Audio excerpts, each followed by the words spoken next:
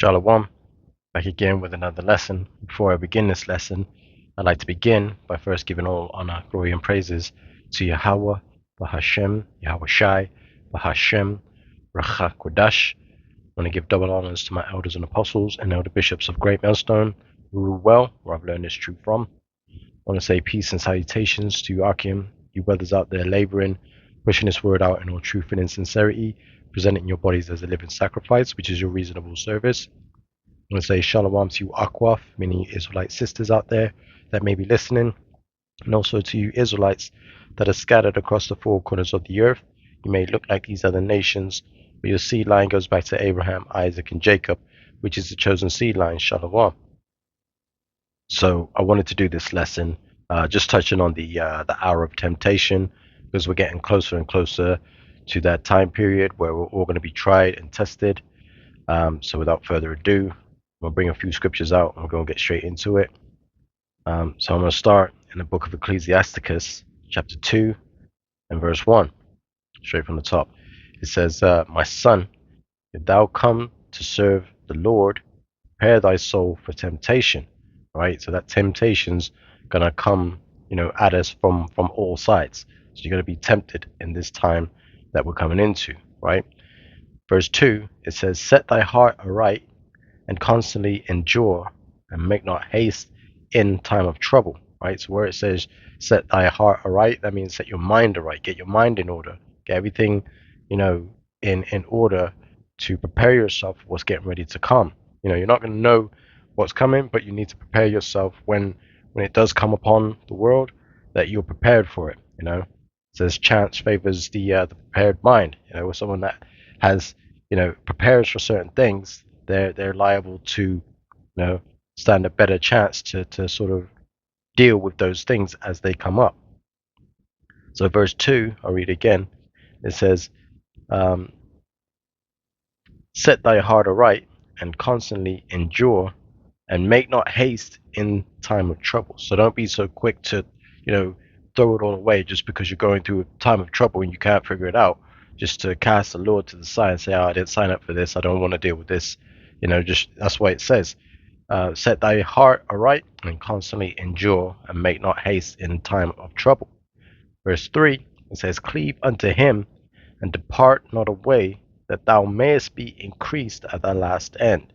Right? So cleave unto him, meaning cleave unto the Lord, seek Yahweh Hashem Yahweh Shai, cleave unto him and depart not away, that thou mayest be increased at thy last end. Meaning, if you stick to the Lord, you trust in the Lord, you have faith in the Lord, you believe in the Lord, right? He's going to increase you when you think, that's it, it's closed curtains. The Lord's going to show you a miracle, right? The Lord's going to bring you through that hard time that you're going through. That's why it says, cleave unto him and depart not away, that thou mayest be increased at thy last end. Right? Verse 4, it says, whatsoever is brought upon thee, take cheerfully, and be patient when thou art changed to a lower state. So whatever is brought upon you, whatever temptation the Lord puts on your shoulders, you may have friends that turn on you. You may lose your house. You may lose your job. You may lose all these things. Whatever's brought upon you, take cheerfully and be patient, right? And that's the key. Be patient when thou art changed to a lower state, right? So just, focus on the Lord. When you're going through these troubles, these trials, focus on the Lord, and the Lord, is going to be with you, right? Verse 5, it says, for gold is tried in the fire, and acceptable men in the furnace of adversity. Meaning, like we mentioned, during the hour of temptation, you're going to be getting it from every side. You may lose your relationship, you may lose, your house, you may lose your job, you may lose your car, you may lose your money. Whatever side it's coming to you from, it says take cheerfully and just be patient when thou art changed to a lower state. And why is that? Because gold is tried in the fire. When you look at how gold is refined, it goes through a process of going through that fire, because it's getting rid of all the impurities. And that's what the Lord is going to be doing for his elect. Going to get rid of all them impurities, going to put you through the fire, through the trials, just to see how you handle it. Right? That's why it says, the gold is tried in the fire, and acceptable men in the furnace of adversity. Verse 6 says, believe in him, and that's the key. Believe in him. and he will help thee. Order thy way aright, and trust in him. Ye that fear the Lord, wait for his mercy, and go not aside, lest ye fall. You see? So don't be so quick to, oh, I'm going through all these hard times, these troubles. Don't be so quick to throw it all away and say, I didn't sign up for this. How's the Most High going to put me through this? Because gold is tried in the fire. That's why He's going to put you through it, right? Everybody's going to be going through it, right? Um, let's see. Think verse. I'll read verse 7 and then I'll stop at 8. It says, "Ye that fear the Lord, wait for His mercy." And again, that's that patience, right? Wait for His mercy, and go not aside lest ye fall. Ye that fear the Lord, believe Him, and your reward shall not fail. Now, the Lord is not a liar or a man that He should lie. If He says, wait for Him, and trust in Him, and go not aside, and your reward shall not fail, that is exactly what that means. You know what I mean?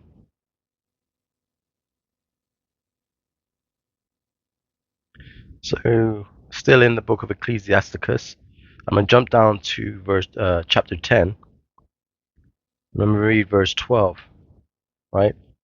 And it says this. It says, "The beginning of pride is when one departeth from the Most High, and his heart," meaning his mind, "and his heart is turned away from his Maker." So that's why the Lord says, don't, go aside. Don't turn your back on the Lord when you're going through the trials, because that's when the pride creeps in. And as we continue reading in verse 13, it says, "For pride is the beginning of sin," right? And what are the wages of sin? The wages of sin is death, right? So it says, "For pride is the beginning of sin, and he that hath it shall pour out abomination. And therefore the Lord brought upon them strange calamities and overthrew them utterly." Right? So yeah, you got to be careful with that when you're going through this hour of temptation and the world is being tried. This is why you got to get your mind right. You got to get your mind in order, because if you start going off and that pride creeps in, the Lord's going to destroy you. Yeah, so you have to be very careful with, when you're dealing in pride, right? Now I'm going to read in the book of Matthew. I'm going to go to chapter 24. So this is the book of Matthew, chapter 24. We'll start at verse 9. This is Matthew chapter 24, verse 9.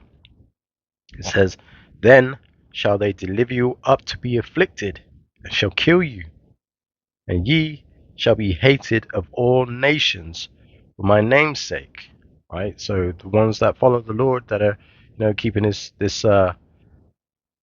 keeping this ministry and following the ways of the Lord, you're going to be hated for the namesake of Yahweh Ba'ashim Yahweh Shai. The world's going, the world's going to hate us, right? Verse 10, it says, "And then shall many be offended, and shall betray one another, and shall hate one another." And we're seeing that now. You see these Christians, how they love to come up against the Hebrew Israelites and, spin their propaganda against us, saying that we're false prophets and all this other stuff. You don't think that they're going to switch on us and try and take us out or turn us in? That's going to be that's going to be a reality soon, right? It says, verse 11, "And many false prophets shall rise and shall deceive many." It says, "And because iniquity shall abound, the love of many shall wax cold." Right? So a lot of people are about to show their true colors and how they really feel about the truth, right? Nobody wants to hear it, right? It says, verse 13, it says, "But he that shall endure unto the end, the same shall be saved," right? And that's talking about the elect, because the elect are going to be the ones that that endure until the end. It says, verse 14, I'll just finish it off here. It says, "And this gospel of the kingdom shall be preached in all the world for a witness unto all nations, and then shall the end come." Now we're seeing that now. We're seeing how, since this truth has come out on the airwaves, that the world has just gone from crazy to worse, all these prophecies where, you know, these things are jumping off the pages that are written in the scriptures, like the mark of the beast. All this stuff is coming to pass. You know, we're seeing uproars of the people, which I can get that in the book of Ezra. I'm going to read in Second Ezra's. I'm going to read in Second Ezra. I'm going to start at chapter 9, verse 1, and it reads, "He answered me then and said, Measure thou the time diligently in itself, and when thou seest part of the signs past, which I have told thee before, then shalt thou understand that it is the very same time wherein the highest will begin to visit the world which he made." Right, and this is what we're seeing. I'll read verse 3 and then and 4. Yeah, I'll read 3 and 4. Verse 3 says, "Therefore, when there shall be seen earthquakes and uproars of the people in the world," and now we're seeing all these uproars. You got the Carmelo Anthony case getting ready to take place, where, you know, all the jury members, any black, so-called black jury members, have been scratched from it. So now he's being tried by an all-white jury. Hello, everybody. I'm Heather Hayes. And I'm Steve Eager. Within the last hour, a jury has been chosen to decide the closely watched murder trial of Carmelo Anthony. More than 500 people were on the list of potential jurors, but the jury will not include anyone who is black, despite this case being racially charged. Fox 4's Alex Boyer joining us now. Alex. Hey guys, good evening. That's right. You know, and I can tell you that a court spokesperson confirmed that there are indeed no black jurors on this panel. And I can tell you that before this jury panel was seated, the defense objected to 3 black women being struck by the prosecution. Now, the prosecution contended that it was due to the fact that the women were educators, noting that this incident happened at a school function with young students. The defense then pointed out that those were three of those were 100% of the available black jurors in what's called the strike zone, adding that the state struck all 3. Oh, shit. Whatever you talking about the motherfucking lie, and you motherfucking know it. I don't give a fuck. Whatever you talking about the motherfucking lie, and you know it. Fuck you. Fuck you. Chimp it out, man. Low impulse control. This is the reason why Austin Metcalf is dead. Because this is a response that is told. This is the response they teach their young people to have. This is the response that the mothers, the black mothers in this community does not teach its people to respect personal boundaries. It does not teach people to talk with respect. And that's why Austin Metcalf said, because of your failure as black parents. Failures as black parents. Failures as black parents. Teaching the youth to kill. Failures in your community. Look at this. Me and you, mutual combat. Me and you, mutual combat. What's up? Now you got me from Carmelo Anthony should be swinging from a tree outside this courthouse. Carmelo Anthony should be hanging from a tree. He wants to reestablish race relations in this country so that we can get along. Tensions were high today for the Carmelo Anthony case, who is on trial for the alleged unaliving of Austin Metcalf. We love our black youth. They deserve protection too. So, excuse me if I use colorful language like Carmelo Anthony needs to be swinging from a tree. Our people are being hunted by your people. It's the other way around, because for years and years and centuries, white people have killed black people. Do you deny that? Like, have hung black people in trees. Like you said, have enslaved black people, have mass incarcerated black people. I think it's victim culture. I think it's victim culture, and there's too much. So we'll see what the outcome of that court case will be, but, you know, I'm sure it's not going to be anything good, and that racism is going to, you know, get tense. You know, you see the race riots, civil wars, all these things getting that the scriptures talk about, which we can get into in a moment, Lord willing. You're going to see these things kicking off. It says, "Then shalt thou well understand that the Most High spake of those things, even from the days that were before thee, even from the beginning." You see? So it's written in the scriptures. And now if we go to 2nd Ezra, chapter 15, I'm going to jump down to verse 14, or start at verse 14. And it reads this. It says, "Woe to the world and them that dwell therein." You know, the hour of temptation. This thing is still coming, you know. It says, "For the sword and their destruction draweth nigh, And one people shall stand up and fight against another with swords in their hand. That's talking about your race riots, right? You got this Carmelo Anthony case coming up. It's going to be a high racially charged, high-profile case. You have this in the UK. You had this white teenager by the name of Henry Nowak, who was just killed by a Sikh, an Indian Sikh, stabbed him, murdered him, and then lied about it and said that, well, apparently, supposedly, he lied about the fact that the Edomite student was being racial. That's why and tried to attack him. That's why he stabbed him.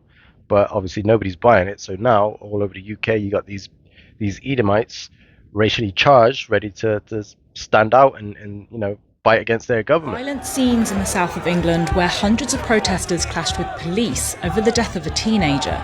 18-year-old Henry Novak was stabbed by Vikram Digwa last December. Protests have been promoted by far-right and anti-immigration groups like far-right leader Tommy Robinson.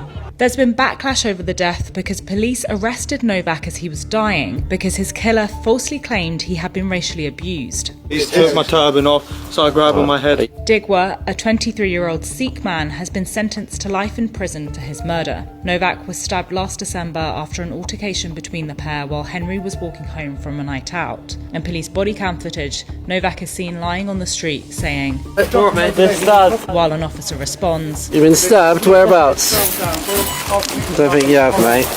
Novak died shortly after being handcuffed by police. Once they realised he was injured, they uncuffed him and started CPR. The police force, Hampshire Police, has apologised for Novak's death and said one of the officers involved in the arrest has resigned. 3 others were being treated as witnesses in the investigation.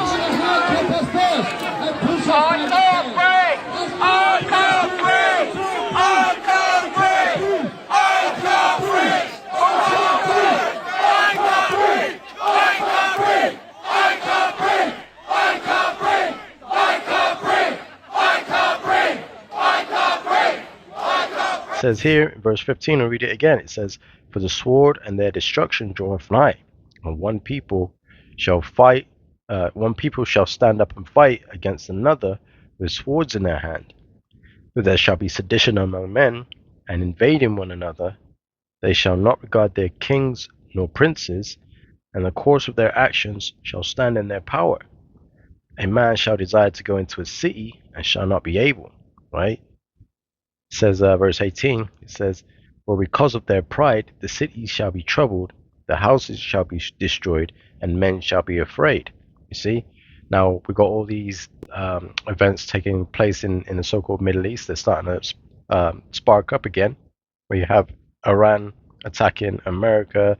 They're closing down the Strait of Hormuz, as well as the Al Mandeb, the other side over there by Yemen. They've just closed that strait as well, which is going to be an even tighter squeeze on the Western economy. All right, folks, let's get into a bit of a World War III update here. Iran came out today and said, fuck this, we're done attempting to negotiate with the United States. We are not talking to y'all until the blue and white genocidal nation stops bombing the shit out of Lebanon and Gaza, which is still happening on a daily basis, by the way. In fact, just a couple days ago, there was video showing that the blue and white genocidal state used white phosphorus on Lebanon. Not only that, they are continuing to push further and further north. They started in the south of Lebanon, and they're continuing their invasion. They are now calling for the flattening of suburban neighborhoods. They are also targeting the bigger cities in Lebanon, including the capital city of Beirut. Allegedly, Trump was on the phone with Netanyahu just a few hours ago and told him to pull back from Beirut. Now, is this true, and/or will Netanyahu listen? Remains to be seen. But another part of this that I want to show you on the map behind me here is Iran also had a different threat. They said, hey, so we know that the Strait of Hormuz has been closed, which is a big deal because 20% of the world's oil and gas flows through there on a daily basis. They said, hey, you see that strait to the south of Saudi Arabia, the south of Yemen right there? That's the Bab al-Mandab Strait, which leads to the Red Sea. They said, hey, we're actually going to shut that shit down as well. And you guessed it, massive quantities of oil and gas also flow through there on a daily basis. So if you have two chokeholds going on at the same time, you think shit is expensive now, you think prices are out of hand now. If that happens, shit's going to get real wild. Not to mention the oil and gas reserves for the United States and every other country on Earth are massively depleted. Nobody can last much longer with this constrained supply that we have going on right now. So yeah, a lot of shit is transpiring. The United States is inevitably going to have to cave soon because, like we've been saying from the start of this, Iran holds all the cards. Iran has told the US to basically fuck off, and they're getting around the American naval blockade. Specifically, Iran has started to use railways to export their gas and oil to China and Pakistan. Because of the naval blockade against Iran, Iran hasn't been able to export this stuff by sea like they normally would be able to. And there doesn't seem like there's a chance of that changing anytime soon. There's only a 30% chance that the Strait of Hormuz will return back to normal by the end of June. That's according to Rubet Predictions, a place where you can predict world events and see the likelihood of things happening. And so because it's very unlikely to reopen, Iran has had to find a new way to get around it. And Iran is using new railways that they've recently built, connecting their country to both Pakistan and China. China is already the largest buyer of Iranian oil, and Pakistan isn't far away from that. And so rather than Iran saying, sorry, we can't sell you oil anymore because of the Americans, Iran's simply getting around it by sending it on railways instead. And there's nothing that America and the West can do about this. They might be able to control the seas, but they don't have any control over Afghanistan, so what's the US going to be able to do? Nothing. So Iran has completely bypassed American sanctions against their country, and it's going to backfire on the US now. And the US won't like this. It's going to be a tight squeeze, because now ain't nothing getting through. No cargo ships, nothing getting through. So there's no fertilizer, which will affect, the food, the agricultural industry. You have the oil, which again is going to affect even more. So this thing is coming, right? As I continue reading, in verse 19, it says, "A man shall have no pity upon his neighbor, but shall destroy their houses with the sword, and spoil their goods because of the lack of bread, and for great tribulation," the hour of temptation, that trouble that's coming, right? So you see how these things are all listed and written of in the scriptures. It lets us know. That's why we say, get your mind aright, order your house aright, because this thing is coming. I'm going to jump back now to the book of Matthew, chapter 24. I'm going to start in verse 37, right? So this is Matthew chapter 24, verse 37. It says, "But as the days of Noah were, so shall also the coming of the Son of Man be. But as in the days that were before the flood, they were eating and drinking, marrying and giving in marriage, until the day that Noah entered into the ark, and knew not until the flood came and took them all away, so shall also the coming of the Son of Man be." So that's what we're in now. So it says, as in the days of Noah, so shall also the coming of the Son of Man be. But in the days of Noah, as in the days that were before thee, they were eating, drinking, marrying, and giving in marriage. And this is exactly how you're seeing the world today. People are still going on holiday like it's normal. Like we ain't about to run out of fuel. Like the food supermarkets ain't about to run out of food. People are marrying and getting married and planning their vacations and doing all these things as if there's nothing getting ready to happen. The world's about to collapse on itself, right? And they're just carrying on. Everything's normal. But again, this is showing you that we're in that time of Jacob's trouble. Matter of fact, I'll read that scripture. This is the book of Jeremiah, chapter 30, verse 7. And it reads, "Alas, for that day is great, so that none is like it. It is even the time of Jacob's trouble, but he shall be saved out of it.